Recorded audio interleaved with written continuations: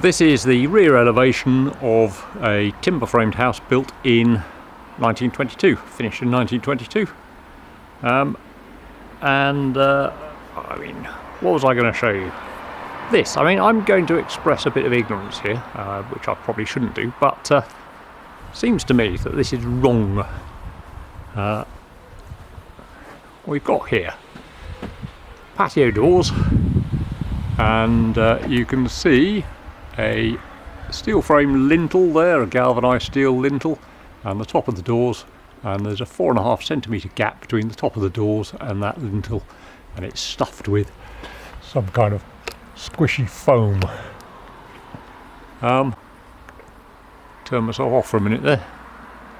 Now, I would have thought that what's gone on there is they've basically built the hole too big for the doors, or ordered doors that are too small for the hole, and they're having to make do by sticking a great big band of sponge to fill the gap.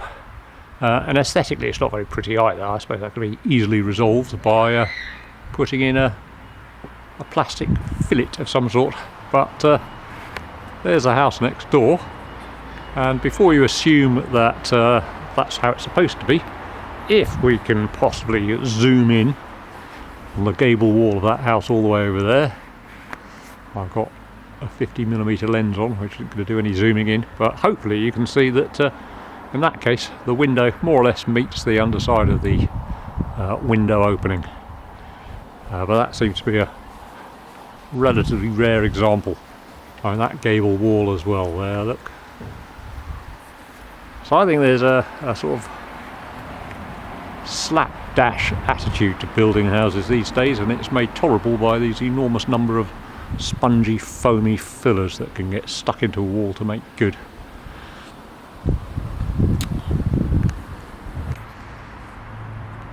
Same housing estate, and this time no massive sponge-filled gap between the top of the windows and the window reveals.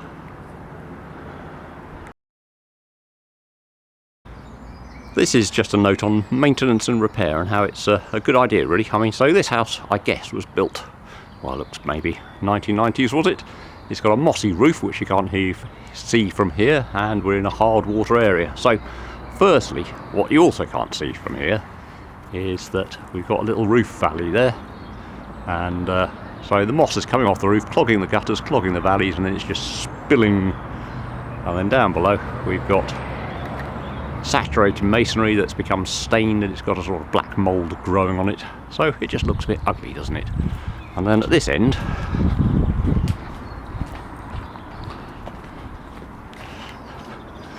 we've got an overflow pipe from the WC cistern, which it's not overflowing now, but it obviously has been for a long time, and because we're in a hard water area and the water's loaded up with, what is it, calcium carbonate, because it's been running over chalk and limestone, anyway, that's just stained the walls, and that's going to be very difficult, bordering on impossible to get rid of. So a stitch in time saves 9.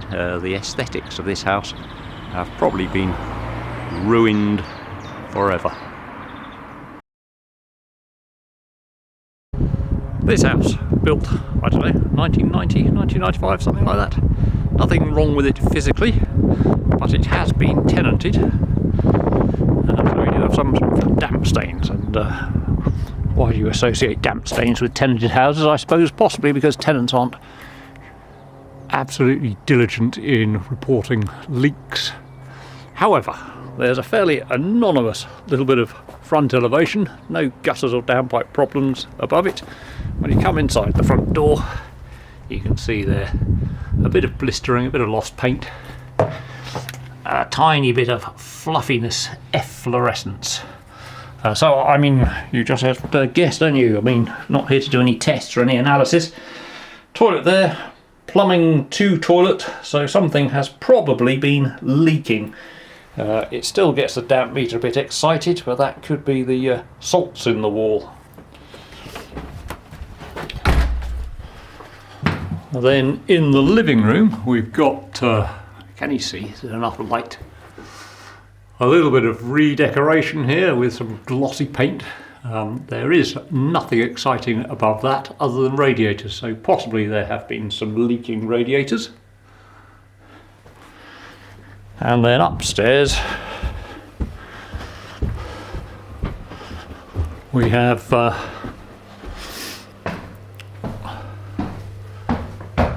little damp stain there, dry now, and a bigger splodge of dampness over there, again dry now. You can just about gather from looking out the window there's a house next door, and there's a bit of a gable wall up there with lead flashings protecting the joint of that wall with this house, the roof of this house. So maybe they were leaking at one stage, but they look quite good now as well. So all this sign of old defect seems to be a little bit on the historic side of average.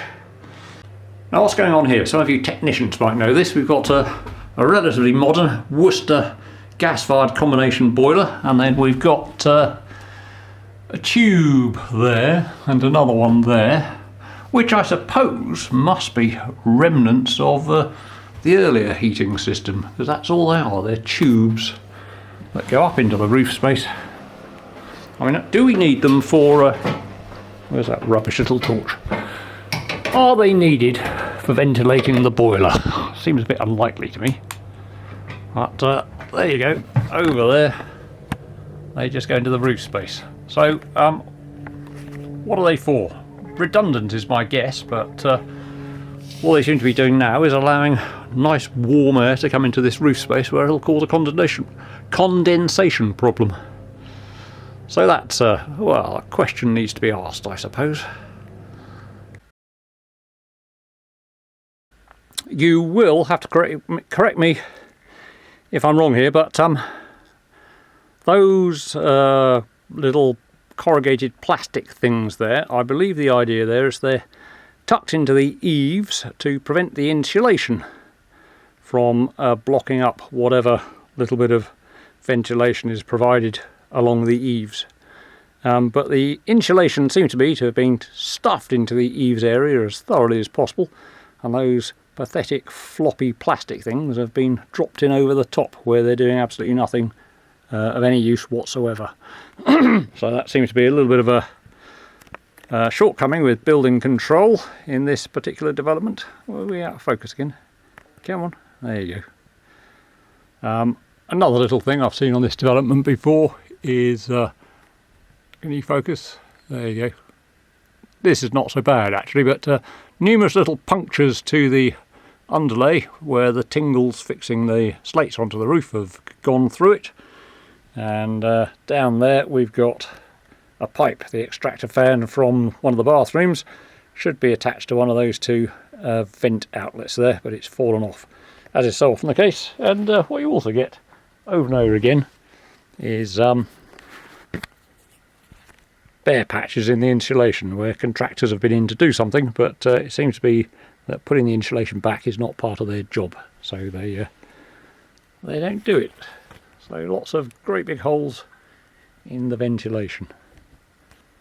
Insulation. Excuse me. It is a considerable irritation to me that when you go into a roof, you're confronted with the words ventilation, insulation and condensation. They all sound the same, and I use them interchangeably and get everything wrong for that reason. This house, the roof's gone round a bend, literally, so the roof frame gets a bit groovy in the middle. Here's an interesting little detail defect, if you like. What we've got here is a house which was probably built circa 2000, something like that.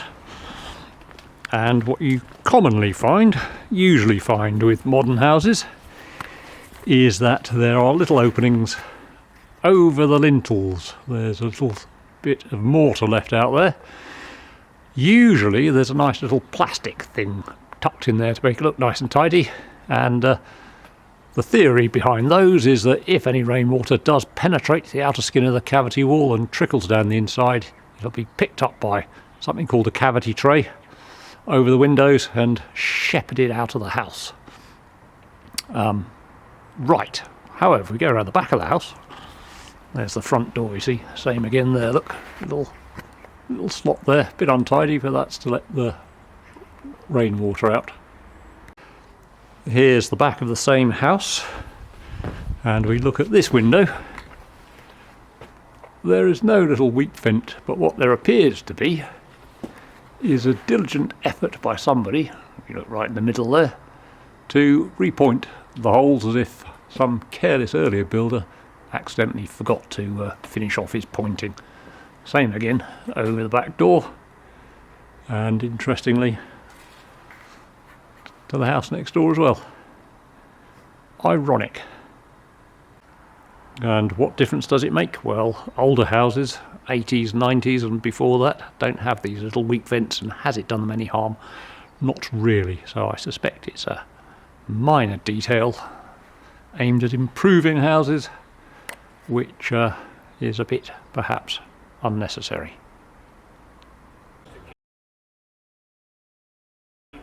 This is an end of terrace house, quite modern.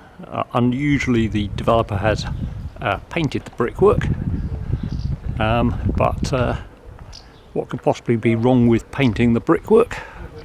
Well, we have, in the usual manner in modern houses, weep vents incorporated into the walls to let any moisture that gets into the wall cavity trickle or evaporate out. Well, there's one there. How much moisture is going to trickle out of that one? I mean, you could point the camera at any of them. So these are located just above the damp-proof course. You can just about see the damp-proof course there. So water running down the inside of the cavity wall is going to be able to trickle out of here. Except that it can't, because somebody's painted over the top of them. And the other place you expect to find weak vents is over the lintels, or under the lintels. Oh look, there's a tiny little hole there, that might help. That one though, we're in the shade. Nothing's going to get out of there. So what you normally find is the bricklayers filled them all with mortar, but on this occasion it's the painter and decorator who's buggered it all up.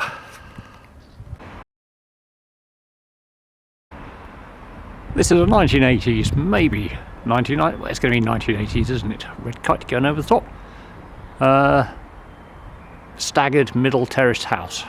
Now a house of this age, it's got a damp proof course, so moisture can't get in by rising out of the ground, and it's got cavity walls, so moisture can't get through the walls because there's a cavity in the way. Therefore, a house like this should not, there's the old kite there, concentrate. A house like this should not be damp. In fact, you could say cannot be damp.